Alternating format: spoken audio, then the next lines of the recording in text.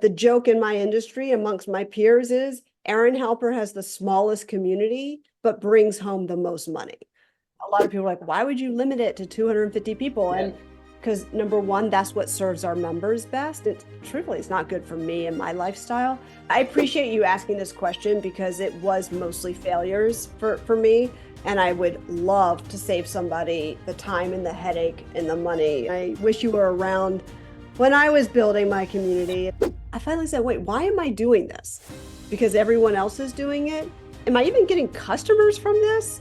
It saved me $5,000 a month in agency fees. It saved me countless hours of my time and stress.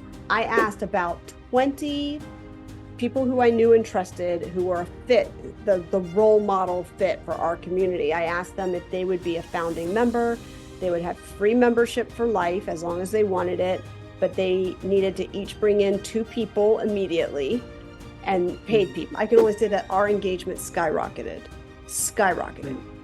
I mean, it's not even a question. Like our numbers just shot through the roof, and our applications doubled when we went on to Circle. Okay. When I matchmake people, I want them to get on the phone and realize they grew up in the same place and think that's a total coincidence. But it's not, because I knew that already. And our system knew that already. We went through, God, it might have been 8 iterations of this before we got it right. And here's the lessons I learned. One of the things I say over and over again is how important it is to impress your clients that first month. I want to exceed their expectations. So we came up with the idea of doing a Loom video. So I have their application on the screen and I go through the application with them and talk about what stood out to me. I just welcome them, which is how the upside feels when you're inside. It is extremely personalized. Welcome to Beginner Maps, where we interview operators of top community businesses so that you can replicate the best of what these community builders have already figured out. Today, I am thrilled to have Erin Halper with us. Erin is the founder and CEO of The Upside, a private community of top independent consultants that gives them the resources and the support that they need to grow their business. The Upside uses Circle as their community platform. In fact, they were recognized as one of Circle's top performing communities out of more than 10,000 communities that are hosted there, which is a really big deal. So, needless to say, I am super excited to have Erin on this podcast so that we can all learn from her. Welcome to the show, Erin. Thank you so much for reaching out and for inviting me to be here. I am so excited to talk about the business of community. It is my very honor to have you on the show. Why don't we start talking about the Upside and how you came up with the idea of the business that is the Upside? Yeah, well, like most businesses, it happened by accident. So it did not start out as a community business. It started out where, well, I was consulting. I was an independent consultant myself in the private equity space in New York City for 7 years. And the idea was I wanted to match consultants with clients because that's typically the consultant's biggest headaches is that they all have this expertise, but running the actual business is the hard part. So I thought, okay, I'll help you run the business. I'll help you position yourself and get clients. I'm really good at that. And all you have to do is show up and be your awesome self and be your super smart consultant self. And I really didn't love that business model for a lot of different reasons we won't get into right now. But 18 months later, I said, I'm not going to close down the business, but the model has to change. And basically, it was like starting over from scratch. And I decided to turn it into a community business, which was like unheard of at the time. No one even understood what that meant. What But time are we talking here? Which year? 2018, end of Hmm. 2018. So Yeah. really early in that community model space. And I thought, these people need to know each other. They need to be sharing information. Also, I'm telling all of them so much of the same things, and they're asking so many of the same questions. We need to have a space where we can share all of this. And that's how the community started in December of 2018 officially. Wow. That is amazing. So you basically pivoted. The community started as a pivot. And that's really interesting. Was it a paid community from day one or Yes, it yeah. was. Yes, it was. And do you remember like what was the pricing model back then? Yes, stupidly low. I think it was like, so I mean, it's like embarrassing to say. But I mean, we had 0 people and I had no idea what I was doing. It was like, I think $38 a month or something like that. But I changed it real fast after that. I was like, oh, this does not work at all. I started doing the numbers. I was like, oh my God, this is not, you think if you build it, they will come. And it was a brilliant idea. I'm like, this is a great idea. And you think, I say now, if you build it, they will not come. You need so much marketing and content and thought leadership and trust. You need so much to get people to join a community. And I didn't realize that at the time. I just thought, oh, we're Yeah. going to have thousands of people join this community. No, that's not how it works. So I realized I'd rather have it more expensive and provide more value than have a higher volume, lower cost type of model, which just Mhm, worked mhm. better for me. Right. That makes a lot of sense. And talking about all the effort that goes into marketing and getting people in there, like that's not to mention all the effort that goes into actually engaging the community and getting that flywheel going on. Like that's Yes. a big lift on its own. Yes, it is. Yes, it is. And also when you have a high volume community, it's very hard to police the community. It's like when you have Mm, too few people, you have to be so engaged with that, to get that flywheel going. But then when you have too many people, now you're having to police and filter and constantly, manage it. And so having that sweet spot, of price and volume is really, really important. mhm. I agree. And how many people do you have in the community right now? We like to hover around 250. So that's our sweet Okay. spot. And we stay in that zone plus or minus 10 or 15, but we like to stay right Hmm. there. Okay, so would you say like you're intentionally keeping it at 250, like small and Yes. not, yeah. Okay. Yes. I have found that for us, it's not for everybody, but for us, that's the sweet spot. That is like the gold, like that's it. So we really try to stay right there. And I have ways of managing how we do that. It's econ 101, But but that's where we like to stay. okay. So does that mean that in the future you don't plan to, just take it to say 500 or 1,000 people, like even if the demand is there?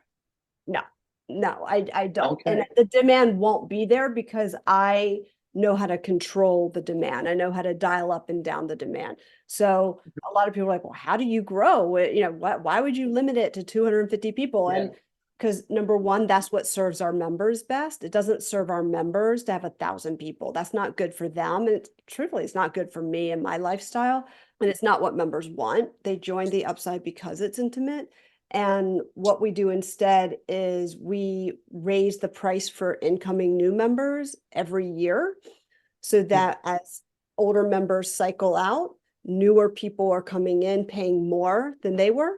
And that's how our revenue grows every single year because of that strategy. And it also helps keep our numbers manageable. I have a lot of control in the demand dial. I know certain things I do crank up demand. And if I stay quiet, it'll just kind of stay still a little bit.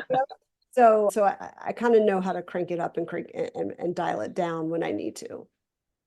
It's really interesting. This is the first time I'm having somebody on this podcast who actually like puts a hard limit to the number of people who can be a part of their community. This creates like a really unique business model, I feel. Look, it's better for me. If I had 500 or 1,000 people in the community, my lifestyle would look a lot different. I'd have to manage a bigger team. I'd have to find the team. I'd have to, my hours would look a lot different. My day would look a lot different. And all my team members would tell you the same thing I'm going to tell you, which is the lifestyle for all of us, all of our team members and me is really good. We have a lot of flexibility. We have a lot of joy. We make good money. And why would we change that? Yes, it'd be nice to have like a $2 billion exit, but it's also nice to have a very low stress, high reward lifestyle. And it took years to get there. That did not happen until a couple of years ago. It took a lot of hard work, a lot of learning, a lot of failure to get to that point, which I'm trying to prevent all the people watching this from some of those failures. That's my goal, is that some people will learn from my mistakes. But the lifestyle, I think we forget sometimes why we start these businesses. And sometimes we forget that, what's important. And I think I went into it thinking, oh, it'd be, because I come from private equity. So I kept thinking, oh, I'm going to have a big exit one day and I'm going to make all this money. And if you're getting into community for money, it's the wrong reason. Over the years, I became very close with these members. I became good friends with a lot of them. I really enjoyed the relationship aspect and all the rewards that come with community building. And the money became much less important once we started making real money, which is like really strange. It's like once we went from scarcity mode to abundance and expansion mode, all of a sudden the pieces fell into place and the money became less important because the money was there. So if that makes sense. Yeah. Yeah. So that makes a lot of sense. So you're getting so much fulfillment out of just building the community when all your, let's say, needs, your and your team members' needs are taken care of, and you can be comfortable that you don't have the need to chase the next bigger number. Right, right. Because when you chase the next bigger number, it's a lot of work. It's a lot of work. And it tends to happen when you look around and see what other people are doing and you start saying, well, I should be doing that, or my competitors are doing this, so I should roll this out.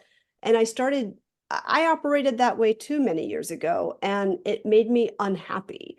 It just wasn't aligned with who I was as a human being, who I was as a person, my personality. It just didn't, an example of that was everyone was putting out these live courses back in 2018, 2019. That was like the thing to do. Everyone's going to make $1 million. Amy Porterfield told me I'm going to make $1 million with my live digital course.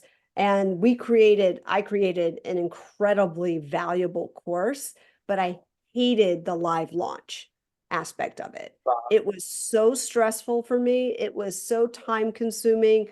I didn't enjoy it at all. I hated every aspect of it. So after a while, I finally said, after like 3 launches, and it was successful by all measurements of success, but I didn't get any joy out of it. It didn't feel aligned. I was doing it because I was being told that's what you're supposed to do.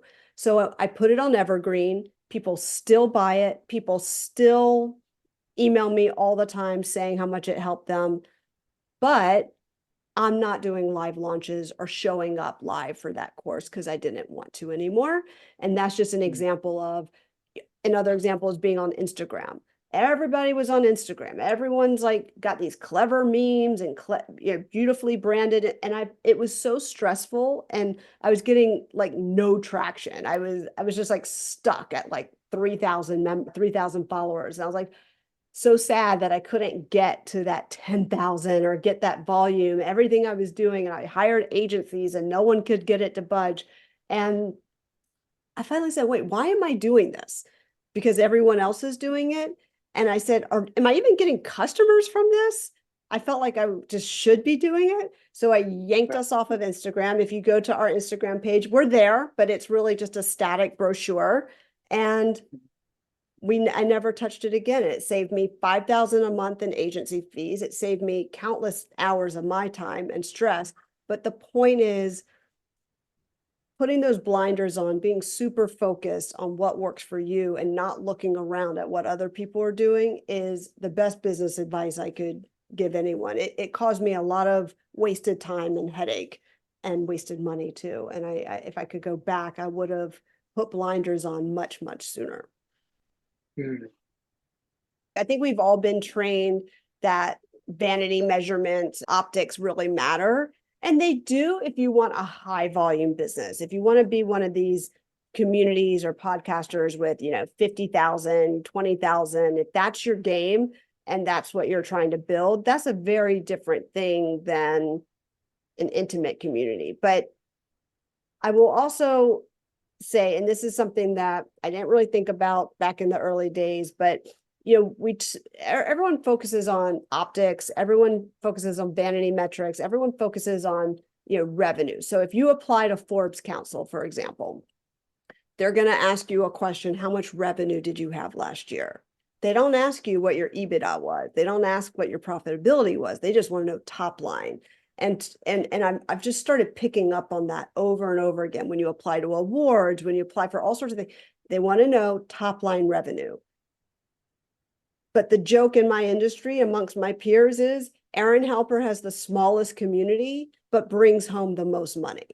Because even though the revenue numbers aren't as high as some of the others, because we cap it at 250, I'm paying myself, I pay myself well. My team members get paid exactly what they want to get paid. Everyone's happy. So no one asks those questions. And it's something that I wish people would talk about more, especially in the community business, because I think people who run communities tend to be very genuine people who really care about people. And I think we're bombarded by needing these optics. What's your revenue from last year? Who cares? What were your profits? What was your EBITDA? What did you take home? That's what's more important, because you can have a community bringing in $5 million, but if it costs you $6 million to run it, that to me is not successful. That makes a lot of sense. Yeah. Yeah, switching gears a little bit. So, can you talk about how you were able to get new members into the community as you cross different milestones? So, let's say first 10 members, and then how did you get your first 100 members? Let's say right now, how are you? What's your plan for getting? You mentioned you can roll up and down the dial of demand. So, yeah. Well, I do not claim to be an expert on how to get the first 10 or 100 members. That was like a stumble, figure it out year or two for me. It was not, I do not claim to have the secret formula. I was doing it when there really weren't a lot of people building communities and everyone was just kind of figuring it out. I asked about 20 people with diverse backgrounds, diverse geographic locations, people who I knew and trusted, who were a fit, the role model fit for our community. I asked them if they would be a founding member, and I told them what that entailed. They would have free membership for life as long as they wanted it, but they needed to each bring in 2 people immediately, and paid people, and a few other things they needed, but then they got a few other perks as well. So the idea was, okay, if 20 people each bring in 2 people that are paid, now we're going to get going. And that was one way I got started. Over time, I would say almost everyone came from and still continues to come from 3 resources. The first and biggest resource is referrals from our members and graduates. So we call the canceled members are called graduates in the Upside. So people who leave the Upside send us a lot of business. They send us a lot of members. They may have grown out of it for what they need, but they still send us a lot of referrals. And our existing members, nobody gets a discount. We don't do any discounts in the Upside at all. But I will give 30 minutes of my time in a one-on-one advisory session for any member who sends someone in who ends up joining. So that's our referral bonus. That's a really good program that I wish I'd started from the very, very beginning and did not. It's worked really, really well for us. The second is LinkedIn. My audience is on LinkedIn, so that works really well for us. And posting on LinkedIn, I can dial it up, dial it down. I know the more I post on LinkedIn, the more members we're going to get. So I really manage, I try really hard to manage how much I post on LinkedIn, because it does have a really big impact, and not posting about the community, but just my own thought leadership. It's not about Yeah. selling, it's just about providing value. And then our newsletter is a huge, huge driver of membership, but really more about building trust that Erin Halper is the community leader of the community you want to be a part of, because nobody joins a community without checking out who runs it first. Nobody joins it. Okay, nobody. So everyone wants to know who's Erin Halper. They'll get on the email list. They'll get to know me a lot more. I send out weekly emails and thought leadership, and those are really the 3 main pillars for how we grow our community. Makes a lot of sense. Okay, now let's get into the masterclass section of this interview, which is where I'll ask you all the community building strategy questions that have led you and that you use right now. So let's start with the beginning, which is that you started the Upside on Facebook, right? That was the platform for your community. but then you switched from Facebook to Circle. Can you speak about number one, why you chose Facebook in the first place, and number two, why how did you outgrow Facebook? I outgrew Facebook on day one. I only used it because I'm not even on Facebook anymore. I don't even have an account on Facebook. But at the time, you're talking December 2018, community business wasn't really a thing. I mean, it just wasn't a thing. And especially a virtual one. Everything was like these in-person networking, and we were intentionally virtual from day one. So Facebook was like this, it was always a holding pattern. It was always a way to just sort of like build something where most people already were. Most people at that time were on Facebook.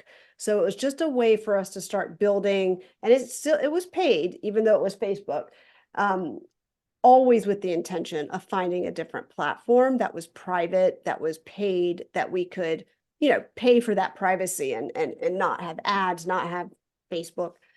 But at the time, Circle didn't exist, and I really did not find any other of the technology out there to be sophisticated enough for us to hop over in the long term. I did not want to choose a platform and then switch again. I wanted the move. I wanted it to be our final house. I did not want that to be a starter house. So I just didn't like the other platforms. They just were junky to me. They just were not sophisticated or elevated, especially for our audience. So to me, it was better just to stay on Facebook, which everyone knew what it was. It wasn't elevated, but that's just what it was. And then we switched to Circle, and the rest was history. What are the painful parts of using Facebook? Can you get into it a little bit? I can't even remember using Facebook.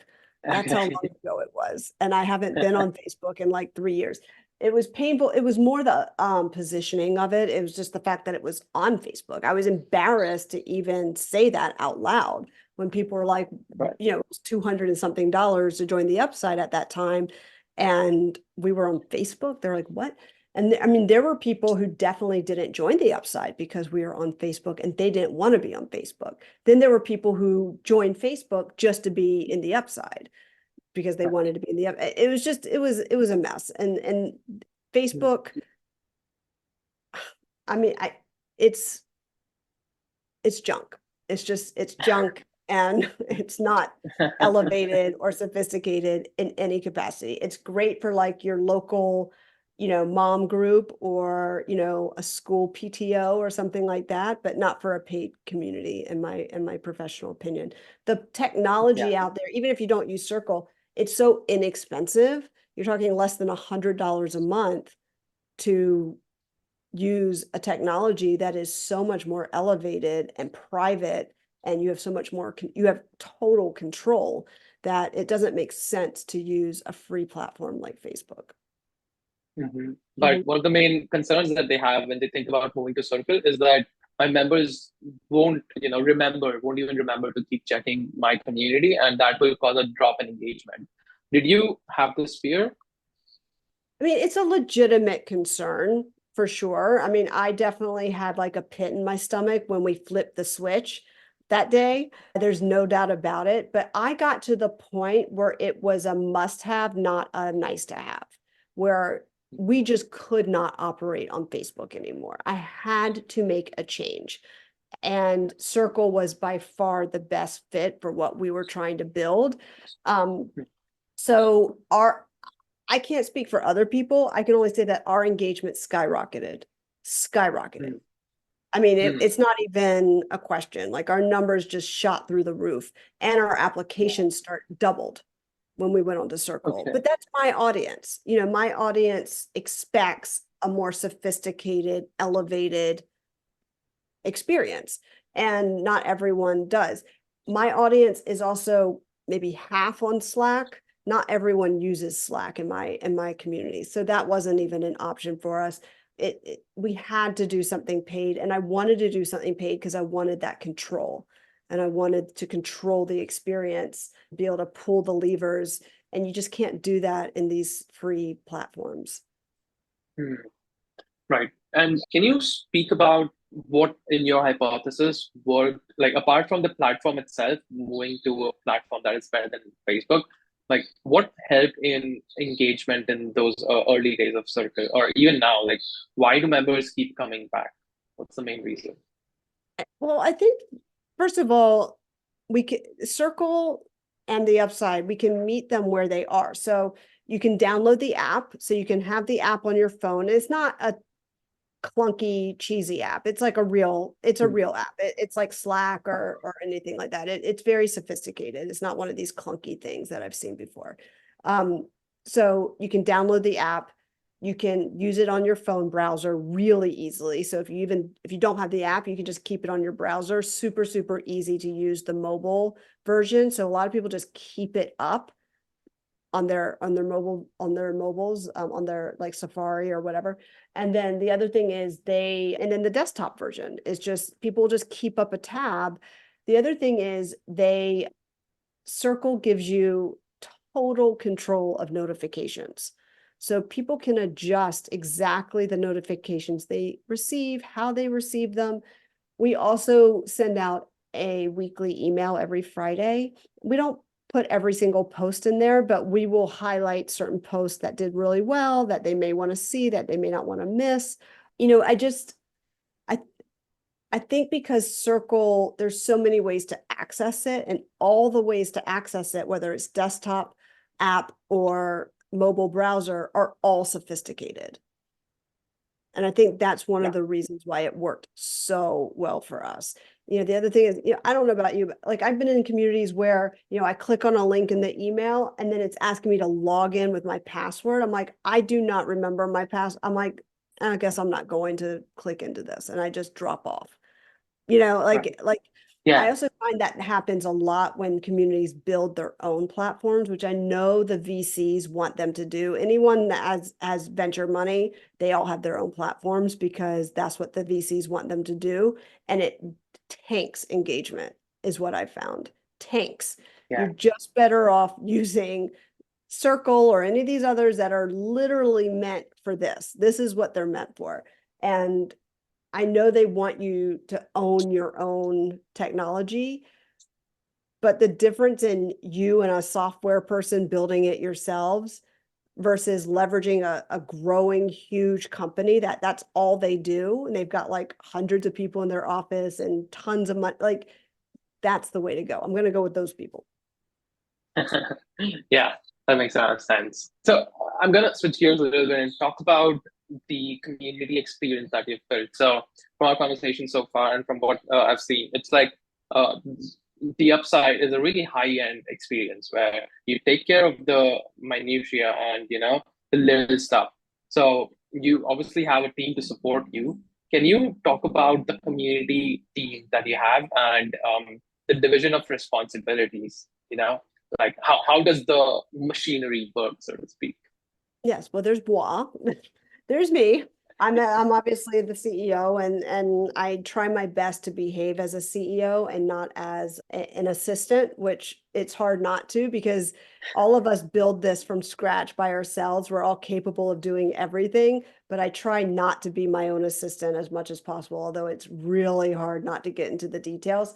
But I'm really trying to build it as the CEO and also as the face of the company. I really resisted that for a long time. I didn't want to be the face of a company. I wanted to build something that could run without me. And at the end of the day, members have told me year after year that, they're coming to the Upside, showing up in the Upside because of me. So if I took that away, it just wouldn't be the same thing. So I've learned how to manage my schedule in a way where me showing up is never overwhelming to my schedule. It's not overwhelming to me. And it's actually very joyful and fulfilling for me.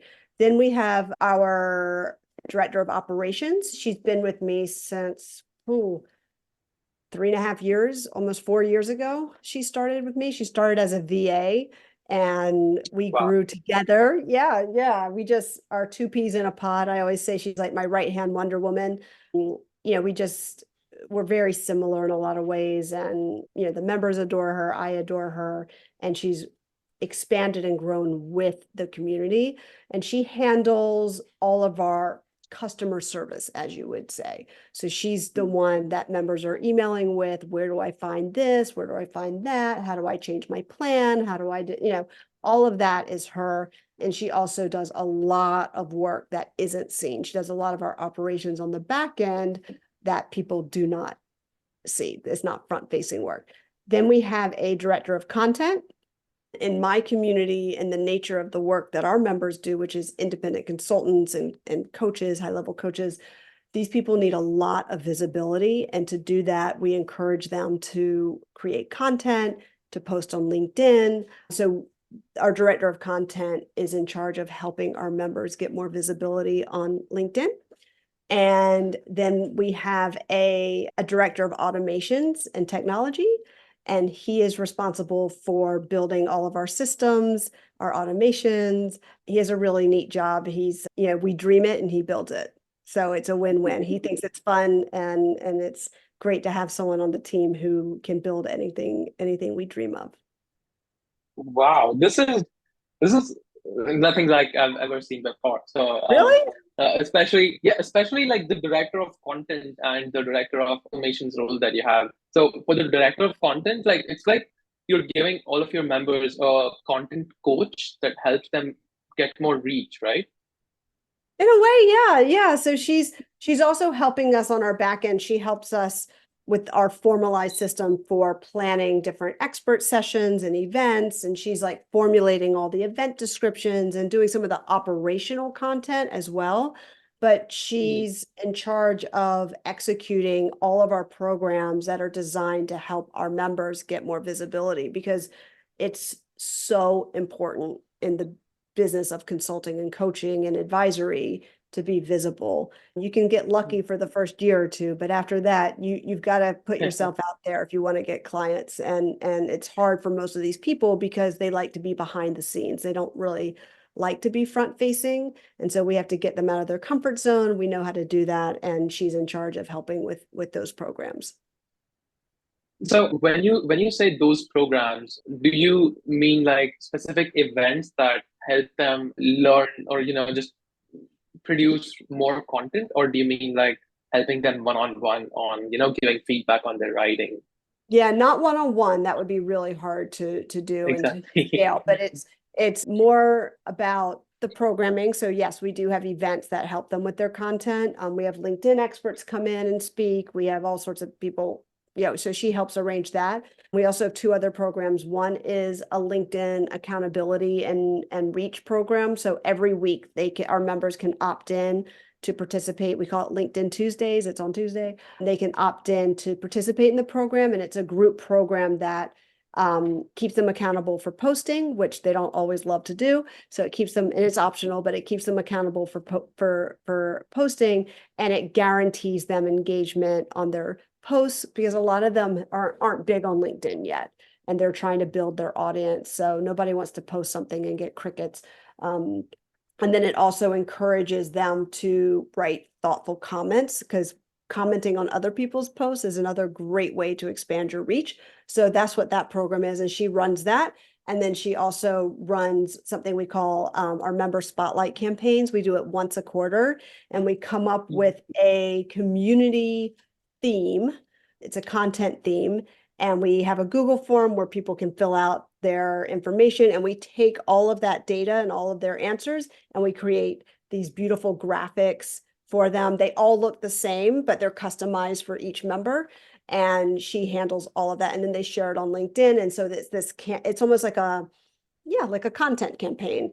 And each quarter it's completely different. So we're always coming up with new ideas every quarter. And she manages that as well. And it helps bring them a lot more reach through the power of our community. That sounds so cool. Can you just send me a link to one of these campaigns? I would love to put them in the show notes for the listeners to Oh see. my God, I have so many. I don't even know where to start. Yes, I will send you a link. I mean, yes, I will send you a link. If you put in hashtag the upside, or if you put in if you put in the upside or something like that, like it'll probably come up. You'll start to see them. But I Okay. will personally send you something afterwards so you can see what I'm talking about. It sounds amazing. Okay, and talking about automations and technology, I was listening to your interview with Bree Lever where you mentioned that your goal on in the community is to provide unbelievable access to support and connections. So you've even built a technology from the ground up to replicate how you personally matchmake people. Tell us about that, the secret technology that you built. Well, I fancy myself a very good matchmaker. I've always been a good matchmaker. I can connect friends that stay friends for life. I've made marriages before. I just have a knack for understanding who needs to be with whom. And it was manual for a really long time, and I enjoy doing it. But I realized over time, hey, I think we can actually build something. I think I can actually write down like exactly how I do it and map out how I do it. And I think we can build something. So our director of automations and systems said, yeah, you know what? I think we can build this too. And at that same time, there was other technology coming out, other providers, SaaS companies that were trying to provide that matching service for communities. And they just weren't exactly what I wanted. And they were a little bit too flat for they weren't multidimensional enough for how I typically match Mm, people. And again, that control, I just didn't feel like I had enough control. And they were super exorbitantly expensive. These companies were charging like $500 a month for that service. And I was like, that is way too much money to match make 200 people once a month. Like that just did not make financial sense at all. And I said, you know what, we can build this ourselves. And so we did. And I mapped out exactly how I match people because it is multidimensional. It has to do with how long they've been in business, what are their hobbies, what are the other things, where do they live, as well as what they do for work, who their clients are. It's all these different pieces. So when I matchmake people, I want them to get on the phone and realize they grew up in the same place and think that's a total coincidence. But it's not, because I mm, knew that already. And our system knew that already. And we know that through their applications that we save that data for matchmaking, as well as the questions. We ask them like 3 questions when they opt in to get matched. So the combination of their application answers and these questions, these short questions we answer, give us enough data to make a very multidimensional match. mm. But this sounds like something that all of the community matching platforms must have solved at that time. So was there, like, when you say that they were a little more too flat for your use case, were you looking for anything more specific? Yeah, they were matching. It's like, here, answer these questions and we'll match you with Yeah, someone. And it's like, well, right. I can do that. I mean, I can build that. That's like super easy to build. I don't know why this is $500 a month. I'm like, I could literally, like, we can build that for $1,000 if you, to me, that wasn't very special. Personally, it just wasn't worth that money. It was worth maybe $50 a month, but not $500 a month. And so, the multidimensional part is we have all this data from their applications, because we have an application process to join the upside that we can leverage to match them with the right people inside our community. So we take what they Mm, give us and we go, oh, I see that you also wrote that you love riding horses. Like, I'm going to use, they probably don't even realize we're doing it, but I'm going to take that information and I'm going to match you with another person in the same industry as you who also likes horses. Like these random things that they think are random coincidences, but they're very, very intentional.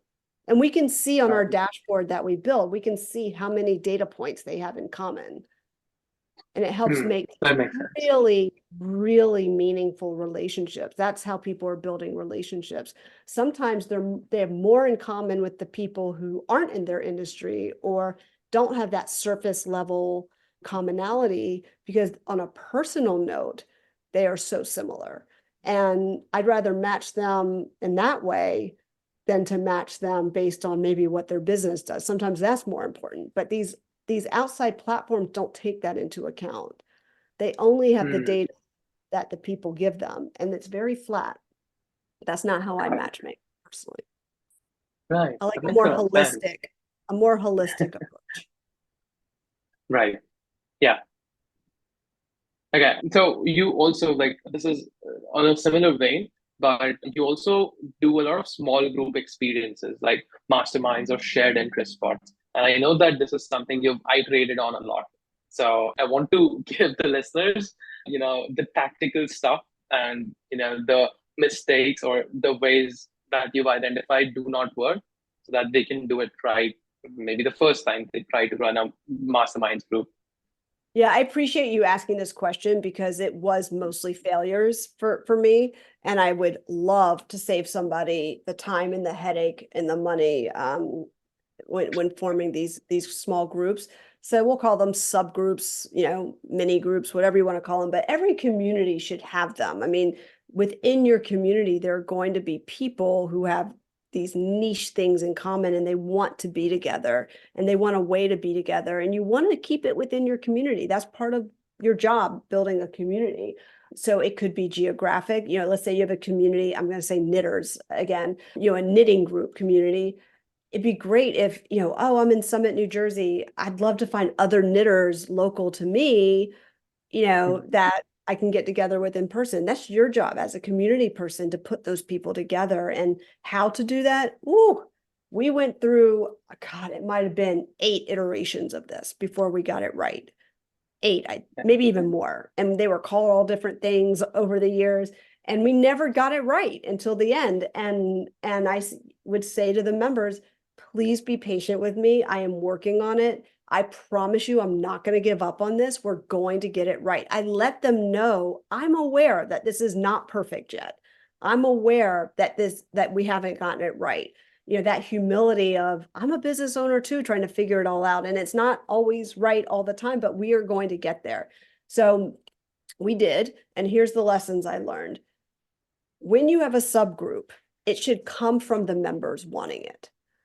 So we will not start a subgroup unless a member comes to us and says, I want this group and I'm willing to lead the group. So financially, it's just not possible to bring in an outside person and pay them to lead the group. Chief does that, but Chief's, $6,000, $7,000, $8,000 a year. That's a different thing. If I charge that much, we could do it, but we can't do it for the price points that we're charging. So outside people, not a possibility, although that sounds lovely. So we knew it had to be people stepping up within the community to lead these groups. So if they come to us and say, hey, we want a group of just retail consultants. Great. Are you willing to lead that? Yes. Okay. Now we can go to the next steps. And when you lead a subgroup inside the Upside, you get certain perks for that, for stepping up and doing that. And those perks include extra time with me on a group. So all the leaders of those groups, there's not that many of them, they all can have extra meeting time with me where we can troubleshoot not only their groups, but their businesses. We can talk about their businesses in a really small group format, and they really enjoy that. And that's really valuable to them.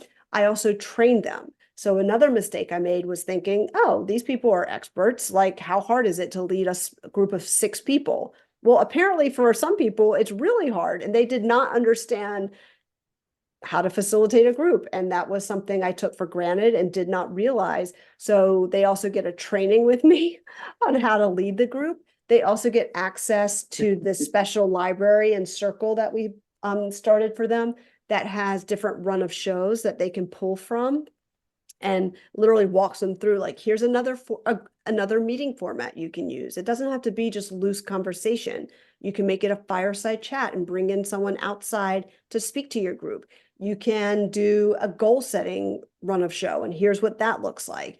You can do, and we have different names of things that are really Upside branded, but we have a business development think tank, we have pitch practice, we have all these different formats you can pull from, and here's the instructions for how to run that meetup if that's what you want to do. So just providing them with tons of tools and access, training, and also extra time with me was a really important part of making it a success.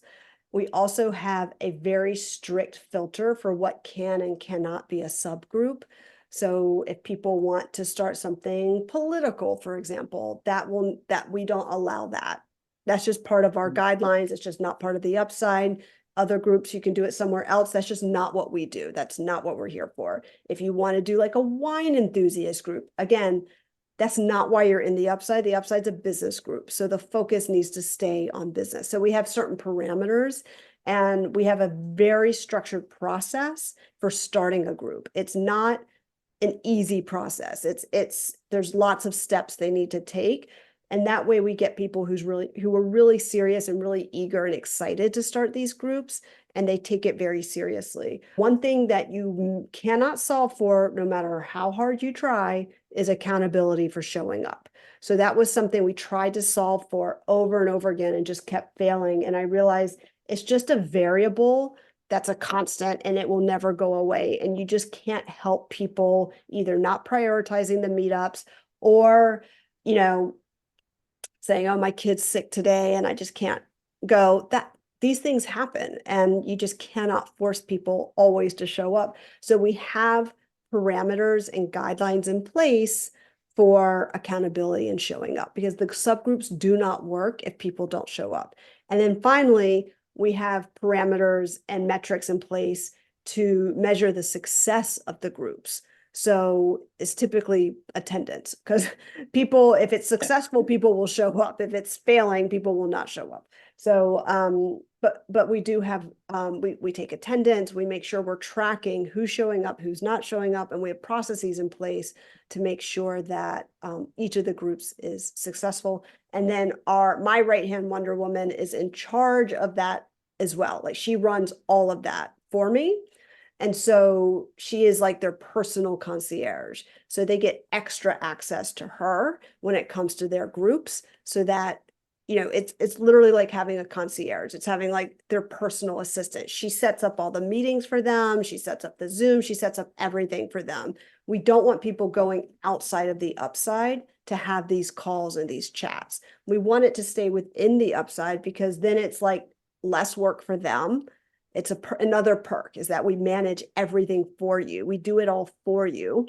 And if someone in the group leaves the upside, we don't want them to continue having access to their small group. So we like to keep it within the upside. And it's been a great retention tool as well for that reason.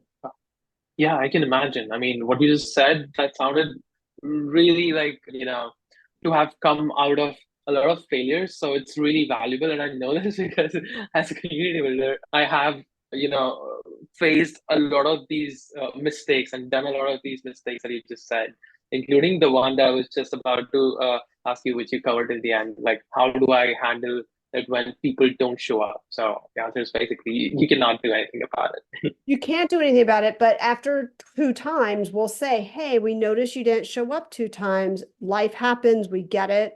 But do you still want to be part of this group? Because if you do, it's a commitment. They only meet once a month, so it's a commitment. Hmm. And oh, here's another tip, is that we try to make the cadence very consistent for all the groups. So one group, for example, will meet the second Monday of every month at 2 p.m. Eastern. That way, it's always the same. You can make time, you block it off your calendar months in advance. Things do happen, life happens, but 2 times in 1 quarter, if you miss a meet, then it's not a priority for you. So we do reach out and we do say in a very kind way, like, do you still want to be in here? Because if you're missing all the meetups, it doesn't make sense. It's not fair to your other group members. Right. Thank you so much for giving me like this detailed, description of what you've learned about running these small groups. This is going to be very, very helpful for the listeners. I'm glad. I hope it saves somebody a lot of headaches, because let me tell you something. Whew, I've lost sleep over these things, and they finally work great now, but it took a long time to get there. So I know how hard it is. And by the way, I've never experienced it in other communities in a way that it was done right or well. Like, I Right. have literally never seen it done well anywhere else. So I know it's a challenge for community builders. I know it's really hard for them, but it's necessary. It at a certain point, at a certain size, you do need subgroups. Right. Makes a lot of sense. Yeah. And so I want to talk about one more thing, practical thing that you do, really well and unique, which is the application process to your community. You've already said that it's a very exclusive community, so you have an application process. And I was on your website, and on the application form, it says that we accept members only on a quarterly basis until we reach capacity. And that capacity is 250 members, something around that you just said, and that this application is for people who are ready to join. So this is, going to filter out a lot of people who probably aren't that serious about joining the community. So can you tell me, like, dive into this, you know, tell me how, like, what else are you doing in order to make sure that this application process works for you and for the business? Well, a lot of it comes down to the questions we're asking, which are very, very intentional. We're a very niche community. I wouldn't say exclusive. I think it's an inclusive community, but it's very niche. And it's so important that everyone who joins is a good fit. I was telling you earlier that this morning was my day to review applications for the next quarter. And, there were a couple of people that I was like, they're not a fit. They're just not a fit. And it's not that they aren't excellent at what they do and they are not like the absolute top of their game. It has nothing to do with that. It's that I, my job is to make sure that the people I'm bringing in will give our existing members a superior experience. I'm protecting them. And I want to make sure the people coming in are going to get the most out of the community. And if they're not a fit, they're just not going to get enough out of it. And it's not going to benefit our existing members. So that's really what it's about.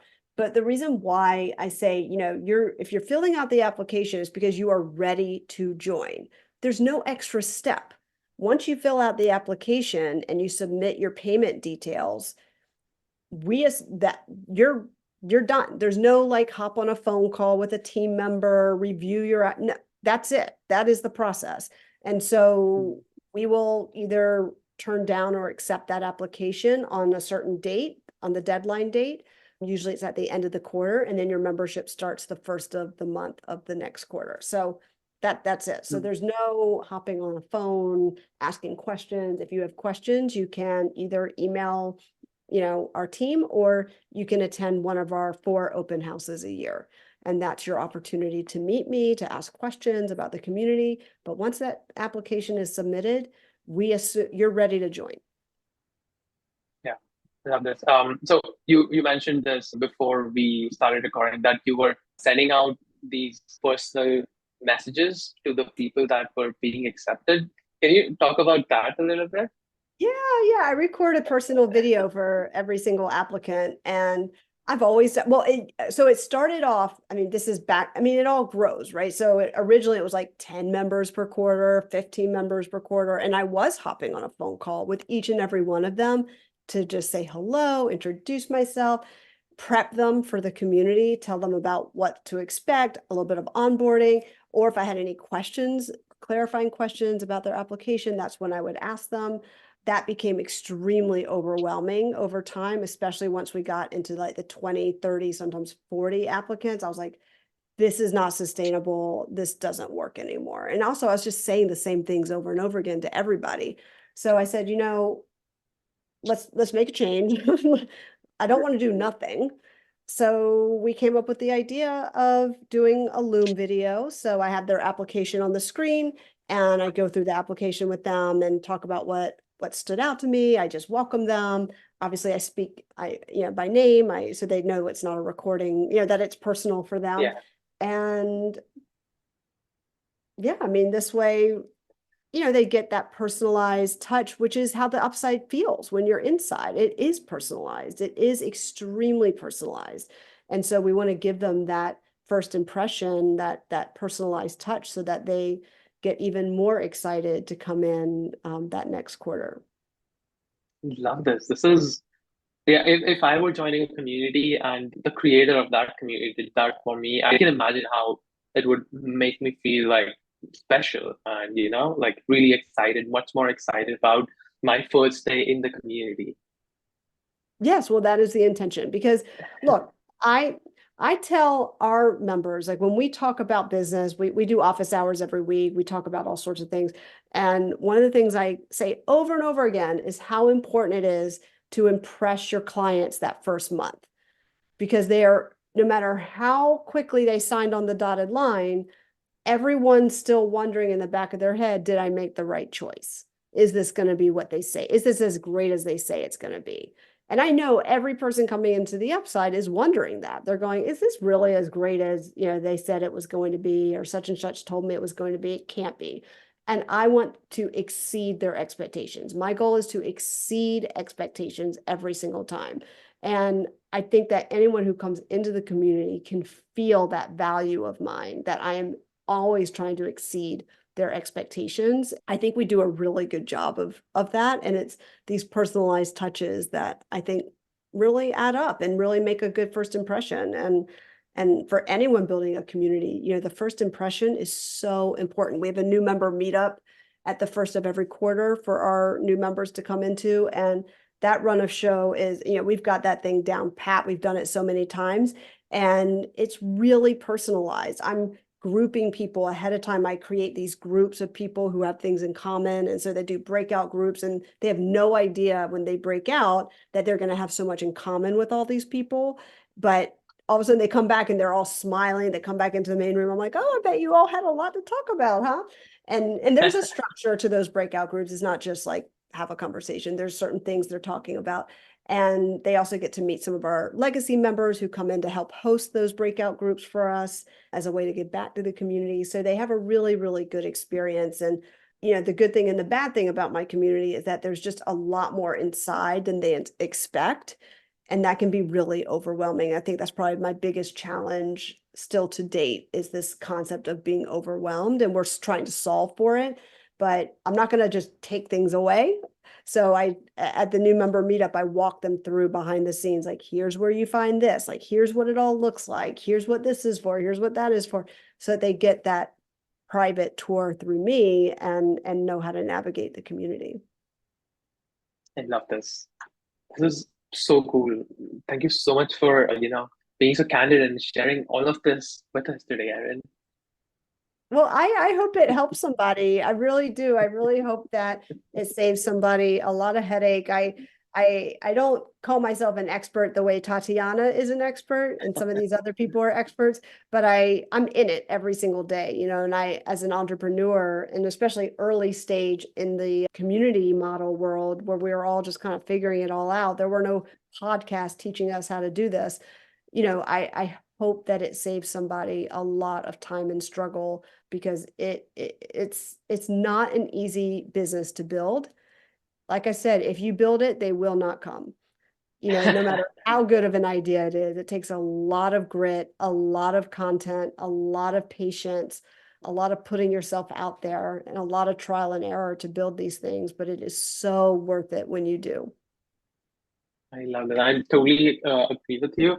So I'm confident, 100% confident that this episode will be useful for all the people who are listening and want to build a community. So I before we go, I just have one more question, which is like, can you share like any big goal or challenge, that community goal or community challenge that you're trying to solve around? Like, because I'll share this with all the people in my network and all the community builders that I know, and try to enlist their help to solve it for you. Well, thank you. I would say the overwhelm. I think that is the common, like a lot. Some of times our members are just like, I am overwhelmed by how much is inside. And we're trying to create these roadmaps for success. We're trying to create these, like, here's what you do in the first 30 days. Here's what you do in the first 90 days. Here's how you manage through the upside the first year, and so forth and so forth. So, but it's still all a work in progress. So if anyone has solved for this concept of overwhelm from members, I would love to hear your thoughts on that, because that has been, it's a challenge, because you want to provide a lot of value, but with that, people can be really overwhelmed by just how much is there. So I would love people's tips on that. Awesome. Yeah, I'll share it with everybody, and you'll have people pouring in with suggestions and things that have worked for them. Well, thank you so, so much for inviting me. This was amazing. And again, you're doing such great work. And I know you're helping thousands of people do it better than I did along the way, and not make all the failures and mistakes that I made. And I wish you were around when I was building my community. It's a little too late now, but that's okay. We can help other people along the way. Yeah, that's the goal. And thank you so much for joining me on this mission, Erin. This is Super nice of you and so fantastic to have you here. All right. Thank you.